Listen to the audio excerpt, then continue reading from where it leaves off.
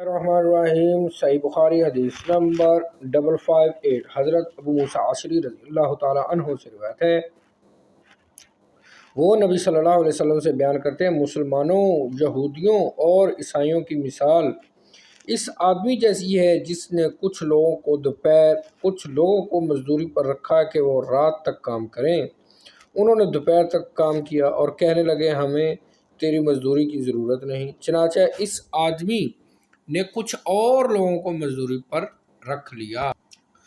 تم بقیہ کا دن کام کرو، تمہیں وہی مزدوری ملے گی جو میں نے طے کی تھی۔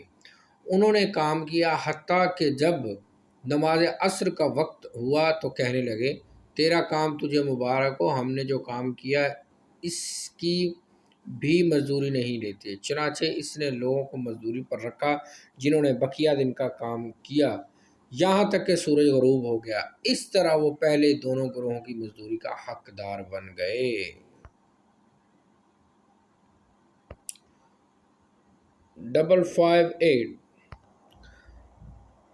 558 حدیث نمبر 558